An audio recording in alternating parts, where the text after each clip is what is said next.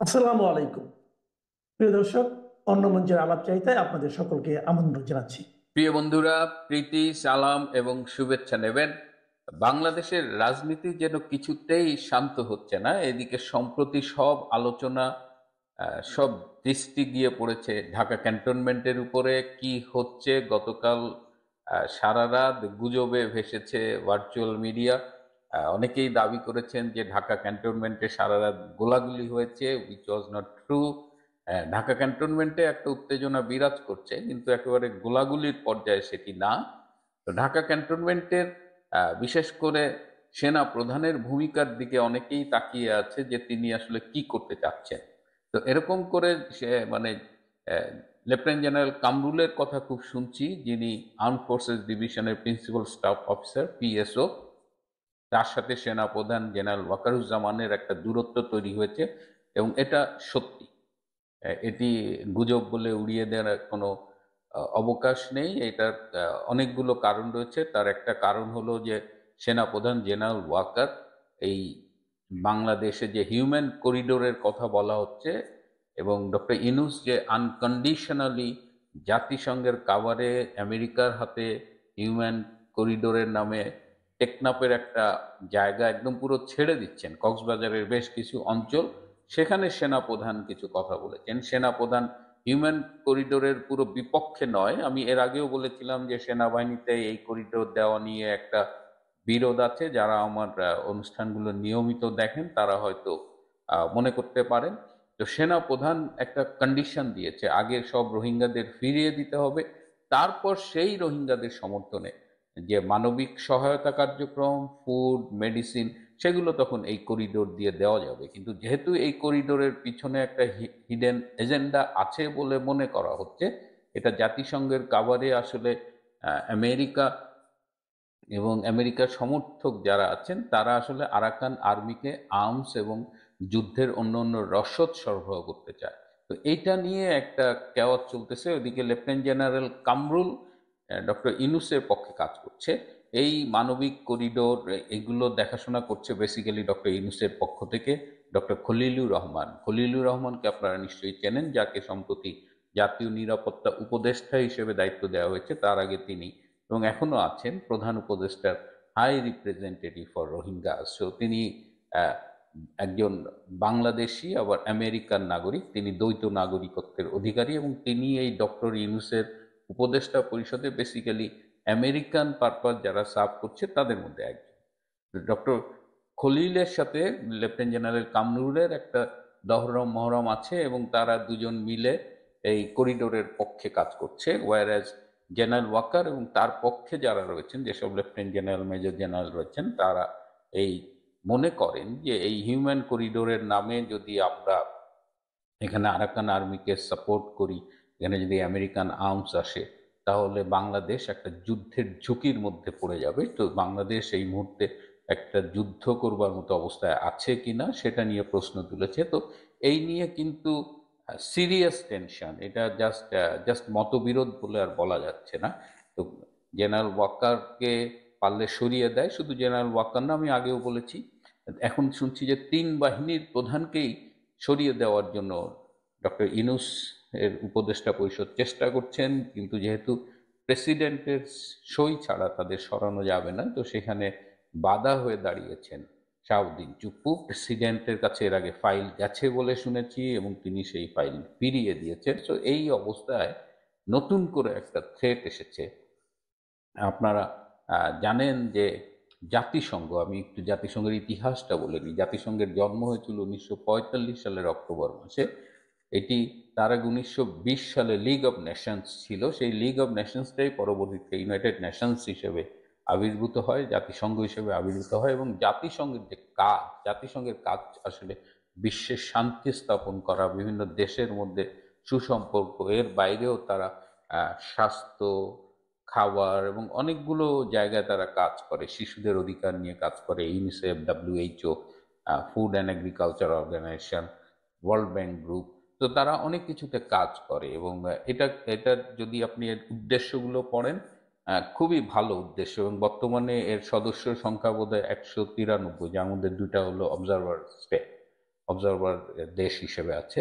তো এই জাতিসংঘের যে অবজেক্টিভ, জাতিসংঘের যে ম্যান্ডেট, কিন্তু আজকাল খুব দুঃখের সাথে আমি বলতে বাধ্য হচ্ছি যে এই জাতিসংঘ তার ম্যান্ডেট কতখানি বাস্তবায়ন করছে আমি জানি না, তবে জাতিসংঘ কিছু সুপার পাওয়ারের পদলেহনে যে সম্পূর্ণ নিবেদিত হয়েছে এবং তারা তাদের জন্মের ম্যান্ডেটটা ভুলে তারা বর্তমান বিশ্বে এইসব সুপার পাওয়ারের বিভিন্ন ডার্টি গেমের পার্ট হয়ে এসছে, এবং সেটা সর্বশেষ এভিডেন্ট হচ্ছে বাংলাদেশে, এবং খুব দৃষ্টিকটুভাবে বাংলাদেশে জাতিসংঘের ভূমিকা লক্ষ্য করা যাচ্ছে। এবং আপনাদের স্মৃতি যদি বিট্রে না করে তাহলে নিশ্চয়ই মনে আছে যে জাতিসংঘ মানবাধিকার কমিশনের যে হাই কমিশনার ভলকার টার্ক, তিনি বিবিসির সাথে হার্ড টকে একটা সাক্ষাৎকারে বলেছিলেন যে জুলাই আগস্টে বাংলাদেশে যে মেটিকুলাসলি ডিজাইন ষড়যন্ত্রটা হয়েছিল, সেই ষড়যন্ত্রে জাতিসংঘ মানবাধিকার কমিশন একদম একটা সরাসরি ভূমিকা রেখেছিল।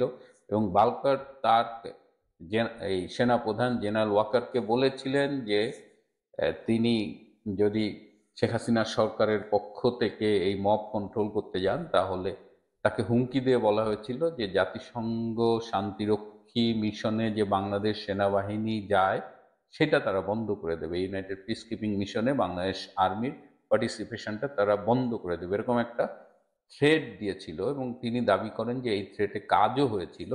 জেনারেল ওয়াকার যে শেখ হাসিনার কর্তৃক নিয়োগপ্রাপ্ত হওয়ার পরেও শেখ হাসিনার সরকারের সাথে বেইমানি করেছিলেন এবং এখন যাকে অনেকেই মীর জাফরের সাথে তুলনা করেন, তো সেই মীর জাফরির অন্যতম একটা কারণ ছিল এই যে ইউএন পিস কিপিং মিশন থেকে বাংলাদেশের সেনাবাহিনীর ফোর্স পাঠানো বন্ধ হয়ে যাবে।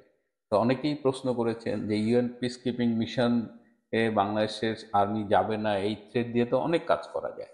তো এই বিতর্কের মধ্যেই নতুন করে আবার একটা সংবাদ আমাদের কাছে এসেছে যে এখন আপনারা এই মুহূর্তে যখন প্রতিদিন শুনছি যে ক্যান্টনমেন্টে কিছু একটা হবে, ডক্টর ইউনূস থাকবেন কি থাকবেন না, ওয়াকার ক্ষমতা নেবেন নাকি রাষ্ট্রপতির অধীনে জরুরি আইন আসবে, এই কথাগুলো, এই আলোচনা সমালোচনাগুলো চলছে, তখনই জাতিসংঘ সেনাপ্রধানের কাছে নতুন করে খবর পাঠিয়েছে যে সেনাপ্রধান জেনারেল ওয়াকার যেন ডক্টর ইউনূসের সরকারকে সর্বতোভাবে সহযোগিতা করে, বিশেষ করে করিডোর দেওয়ার ব্যাপারে সে যেন ডক্টর ইউনূস যেভাবে বলে সেই ইনস্ট্রাকশন মেনে চলে।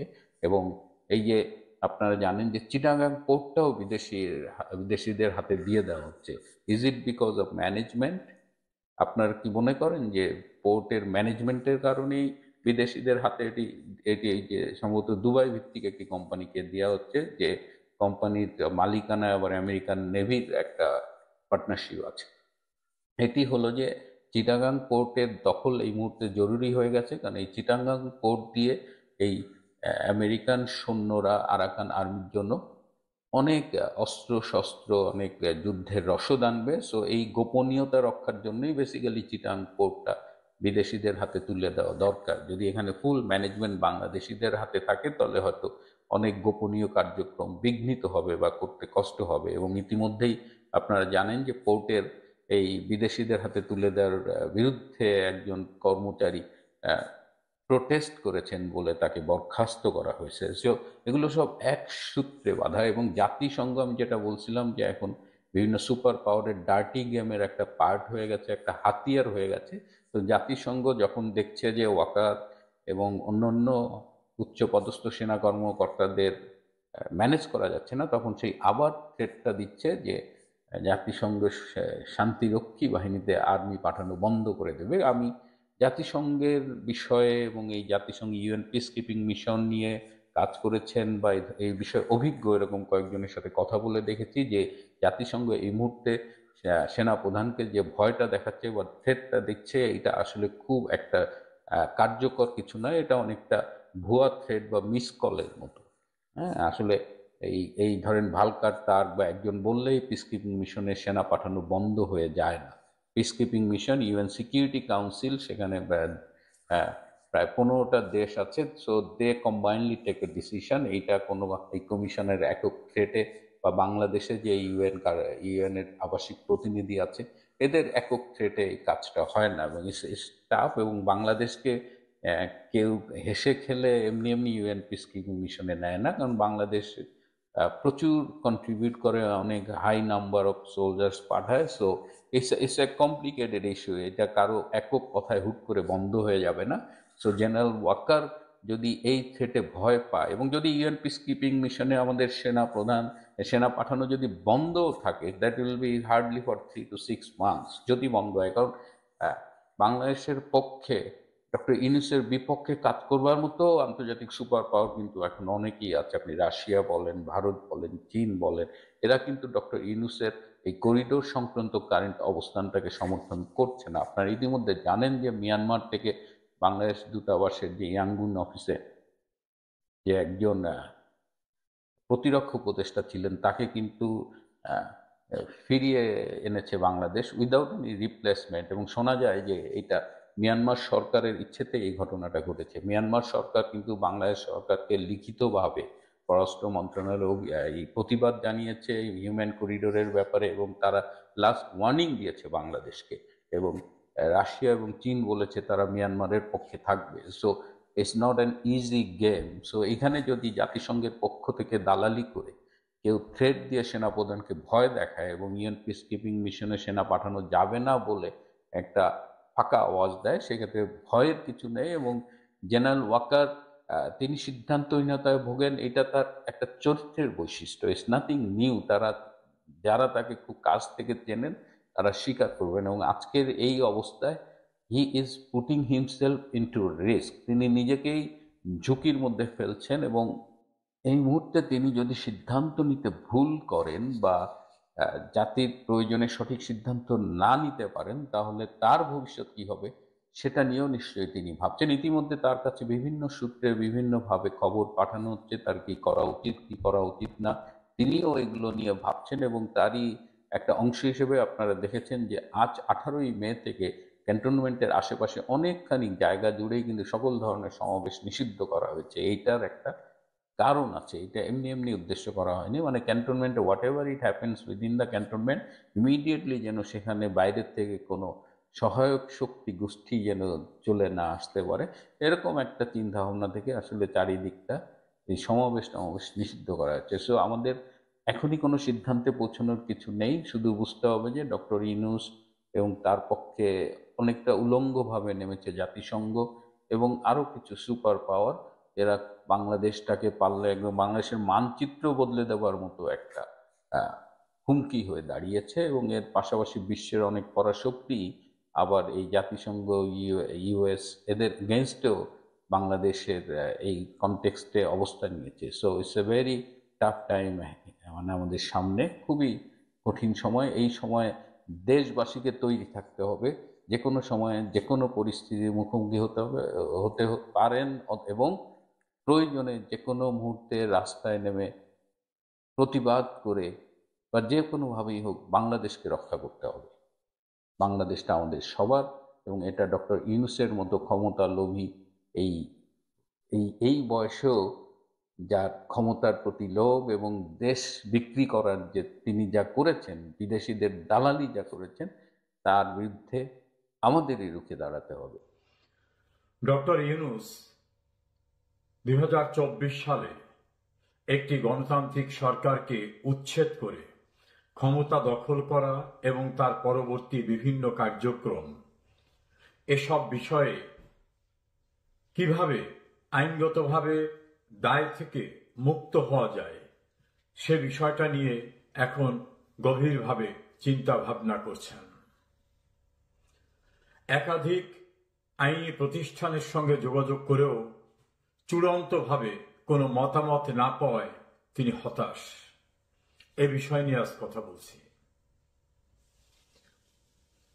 2024 সালের জুলাই আগস্টে আন্দোলনের নামে দেশে যে ভয়াবহ নৈরাজ্য, সহিংসতা, নাশকতা, রাষ্ট্রীয় প্রতিষ্ঠান ধ্বংস করা, পুলিশ হত্যা করা, অন্যান্য মানুষদের হত্যা করা এবং এটাকে মেটিকুলাস ডিজাইনের মাধ্যমে করে শেখ হাসিনাকে উচ্ছেদ করার পরবর্তীতে অনেকটা আত্মপ্রমাদ গুণে আনন্দে আত্মহারা হয়েছিলেন ইউনূস এবং তার নেপথ্যে যারা শেখ হাসিনা সরকারকে উচ্ছেদ করার কার্যক্রমে প্রত্যক্ষ পরোক্ষভাবে সম্পৃক্ত ছিলেন। সবার তাৎক্ষণিকভাবে ধারণা হয়েছিল সব বিপদ শেষ, শেখ হাসিনাকে উচ্ছেদ করা হয়েছে, আর কোনো প্রতিবন্ধকতা নেই। সময় যত গড়িয়ে আসছে এবং আগামী ফেব্রুয়ারিতে নির্বাচনের ঘোষণা নিয়ে উপদেষ্টাদের অনেকেই মনে করছেন যদি ফেব্রুয়ারিতে নির্বাচন হয়ে যায় তাহলে তো আমাদের ক্ষমতা ছেড়ে যেতে হবে, যাওয়ার পরে আমাদের পরিণতিটা কি হবে। এ বিষয় নিয়ে প্রধান উপদেষ্টার সঙ্গে কয়েকজন সিনিয়র উপদেষ্টা একাধিকবার কথা বলেও সন্তোষজনক কোনো উত্তর তার কাছ থেকে পাননি। বিদেশ থেকে গিয়ে যারা উপদেষ্টা, বিশেষ সহকারী বিভিন্নভাবে দায়িত্ব পালন করেছেন তাদের এইসব বিষয় নিয়ে কোনো মাথা ব্যথা নাই, কারণ সময় হলে তারা আবার যে যে দেশ থেকে আসছেন সেখানে চলে যাবেন। কিন্তু দেশের অভ্যন্তরে যারা আছেন তাদের কি হবে এই বিষয়টায় অনেকেই তারা নির্ভর করেছিলেন আইন উপদেষ্টা আসিফ নজরুলের উপর। কিন্তু আসিফ নজরুলের কথোপকথন, তার মতামত, এগুলোর উপরে আর কেউ নির্ভর করতে পারছেন না, বরং আসিফ নজরুল নিজেই কিভাবে সেফ এক্সিট নেবেন, পরবর্তীতে দায় থেকে মুক্ত থাকবেন, সেটা নিয়ে তিনি একাধিক আইনজীবীর সঙ্গে কথা বলেছেন। একটি বিশ্বস্ত সূত্র জানায় ঢাকার একটি বিখ্যাত আইনি প্রতিষ্ঠানে লোক পাঠিয়েছিলেন উপদেষ্টা পরিষদের পক্ষ থেকে। ওই প্রতিষ্ঠানের যিনি প্রধান তিনি বাংলাদেশের খ্যাতিমান সংবিধান বিশেষজ্ঞ, বয়সের ভারে অনেকটা নুয়ে পড়েছেন, এখন সক্রিয় রাজনীতিতেও তাকে দেখা যায় না। তিনি কোনোভাবেই তাদের কথা শুনতে রাজি হননি, বারবার পীড়াপিড়ি করার পরে তিনি তাদের লোকের সঙ্গে বসেছিলেন। যারা গিয়েছিলেন তাদেরকে পরিষ্কারভাবে তিনি বলেছেন একটি আইনগত প্রক্রিয়ার বাইরে গিয়ে কোনো কিছু করা হলে এর থেকে দায় মুক্ত করার কোনো সুযোগ বাংলাদেশে বিদ্যমান আইনে নাই। এ বিষয়ে তারা ওই আইনি প্রতিষ্ঠান অর্থাৎ ল ফার্ম থেকে একটা লিখিত লিগ্যাল ওপিনিয়ন চেয়েছিলেন।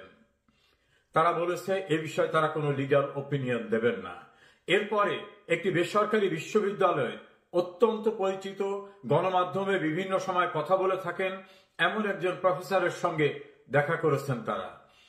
তিনি হেসে উড়িয়ে দিয়ে বলছেন যে প্রক্রিয়ায় আপনারা ক্ষমতা এসেছেন, যে প্রক্রিয়ায় কাজ করেছেন, এর বৈধতা দেওয়ার মতো কোনো আইনগত অবস্থা বাংলাদেশের সংবিধানে কোথাও নেই। সেখান থেকে হতাশ হয়ে সুপ্রিম কোর্টে এসে সুপ্রিম কোর্টের কয়েকজন আইনজীবীর সঙ্গে তারা কথা বলেছেন। বিশেষ করে জামাতের একজন তরুণ আইনজীবীর সঙ্গে কথা বলেছেন যিনি অনেক পরিচিত ইতোমধ্যে। তিনি বলেছেন শুরুতেই প্রক্রিয়াগত ভুল হয়ে গেছে, এখন যদি কোনোভাবে গণভোট দিয়ে পরিত্রাণ পাওয়ার চেষ্টা করা যায়, এছাড়া বিদ্যমান আইনের কাঠামোতে কোন রকম সুযোগ নাই। সেখানে প্রসঙ্গ উঠেছে যে এই গণভোট দেওয়ার সিদ্ধান্ত কে দিতে পারে। আইনজীবীদের একাংশ বলছেন পার্লামেন্টই কেবলমাত্র গণভোট অনুষ্ঠানে সিদ্ধান্ত দিতে পারে, তো পার্লামেন্ট তো নাই, তাহলে কে দেবে? এক্সিকিউটিভ পাওয়ারে গণভোট দেওয়ার কোনো আইনগত সুযোগ নাই। এক্সিকিউটিভ পাওয়ারে এক্সারসাইজ করতে হবে রাষ্ট্রপতির মাধ্যমে। রাষ্ট্রপতির যে অধ্যাদেশ জারির বিধান সংবিধানে আছে, সংবিধানের 93 অনুচ্ছেদে সেখানে শর্ত দেওয়া আছে যে বিধান সংবিধানে নাই, অর্থাৎ যে নিয়ম সংবিধানে নাই তেমন কোন অধ্যাদেশ রাষ্ট্রপতি জারি করতে পারবেন না। তাহলে সংবিধানে গণভোটের বিধান নাই, এই সংবিধানের বাইরে গিয়ে রাষ্ট্রপতি কোনো অধ্যাদেশ জারি করতে পারবেন না, এটা রাষ্ট্রপতিকে দেওয়া ক্ষমতার যে অনুচ্ছেদ সেখানে পরিষ্কারভাবে উল্লেখ করা হয়েছে। এই পরিস্থিতিতে বিএনপি, জামাত এবং অন্যান্য নেতৃবৃন্দের সঙ্গে কথা বলেও খুব ভালো সাড়া পাচ্ছেন না ইউনূস সরকার। তারা নির্বাচন কিভাবে ক্ষমতায় যাবে এসব বিষয় নিয়ে ব্যস্ত। এখন আর এই ইউনূস সরকারকে কিভাবে সেফ এক্সিট দেওয়া যাবে এ নিয়ে মাথা ঘামাবার মতো সময় তাদের নেই। সবকিছু মিলে কিভাবে নিরাপদে বিদায় নেবেন, আইনি সুরক্ষা কিভাবে হবে, এটা না পেয়ে কুল কিনারাহীন অবস্থার মধ্যে বর্তমান সরকার। বাংলাদেশের একাধিক সংবিধান বিশেষজ্ঞ অভিমত ব্যক্ত করেছেন যে এই সরকারের ক্ষমতায় আসা, ক্ষমতায় দায়িত্ব পালন করা, এর কোনোটিকেই বৈধতা দেওয়া যাবে না। তারা সংবিধানের ৫ম সংশোধনী এবং ৭ম সংশোধনীতে সুপ্রিম কোর্টের দেওয়া রায়ের কথা উল্লেখ করে বলেছেন, পার্লামেন্টের নিরঙ্কুশ সংখ্যাগরিষ্ঠতায় যে সংশোধনী গ্রহণ করা হয়েছিল তাকেই সুপ্রিম কোর্ট বাতিল করে দিয়েছেন। ফলে বর্তমান সরকারকে এক অনিশ্চিত সময়ের জন্য অপেক্ষা করতে হবে, এছাড়া বিকল্প নেই।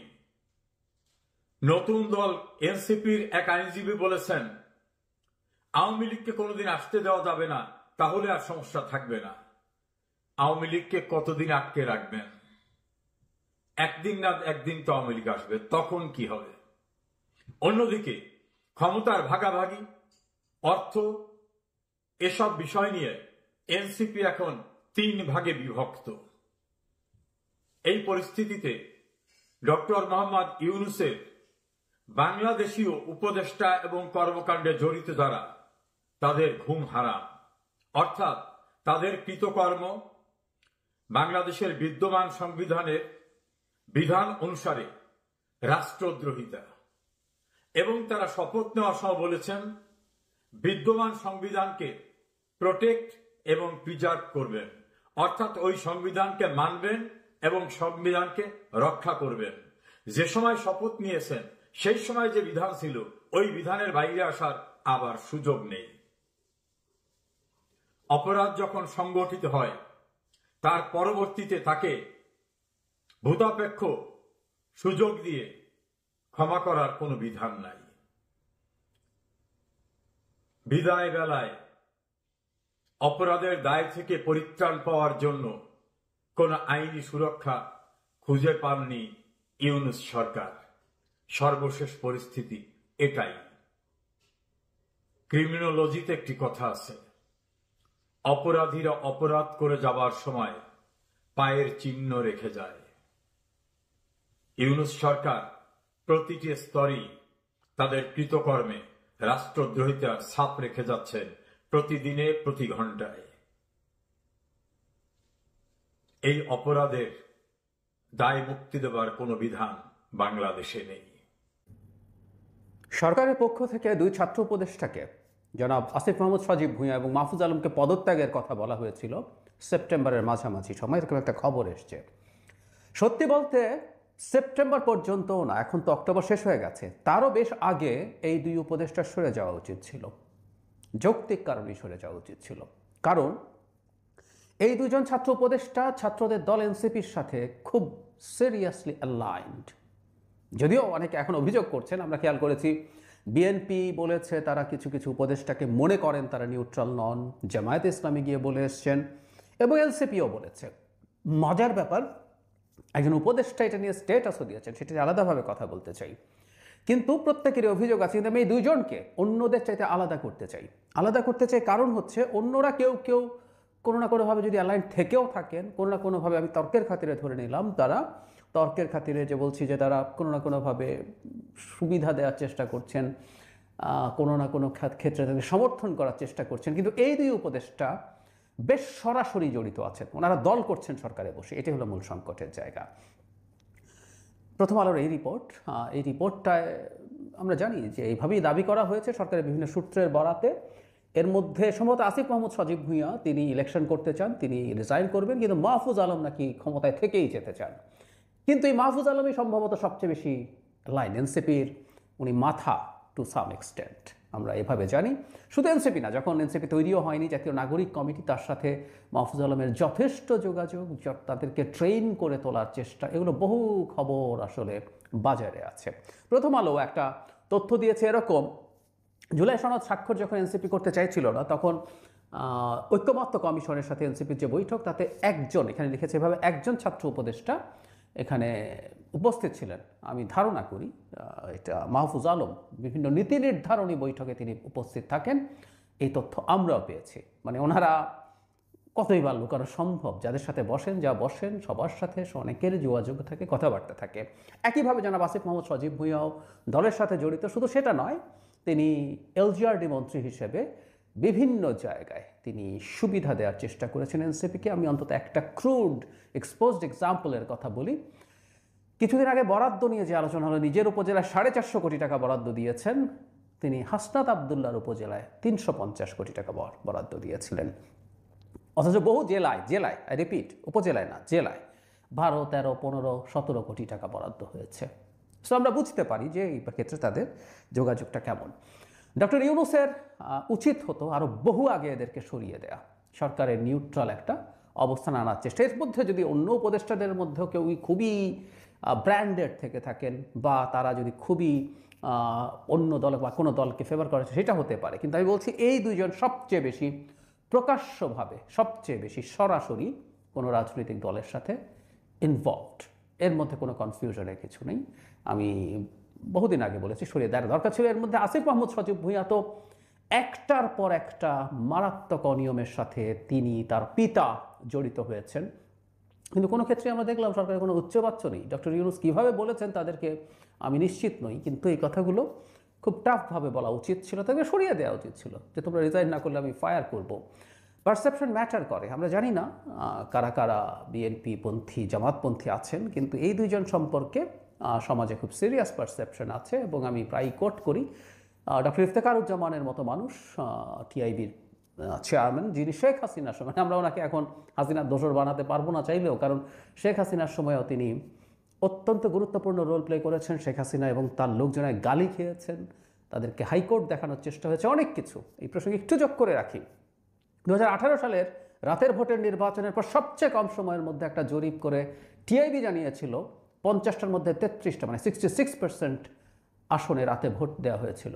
তো সেই টিআইবির ইফতেখারুজ্জামানকেও আমরা দেখেছি, দেশের খুবই, ওনারা আমাদের মতো অ্যাক্টিভিস্ট নন, তারা সিভিল সোসাইটির মানুষ, খোলামেলা এত কথা বলেন না, কিন্তু এনসিপির এই দুই সদস্যকে, এনসিপির বলা ঠিক না, এই দুই উপদেষ্টাকে এনসিপির সাথে অ্যালাইন্ড এবং তাদেরই লোক বলে তিনি খুব প্রকাশ্যভাবে শেষ পর্যন্ত মন্তব্য করেছিলেন। সো এই পারসেপশনটা আছে এবং নির্বাচন সুষ্ঠু হওয়ার জন্য আসিফ মাহমুদ সজীব ভুঁইয়া এবং মাহফুজ আলমকে অবশ্যই দ্রুত নির্বাচনের তফসিলের আগে না, অ্যাজ আর্লি অ্যাজ পসিবল বেরিয়ে আসা উচিত বা বের করে দেওয়া উচিত সরকার থেকে।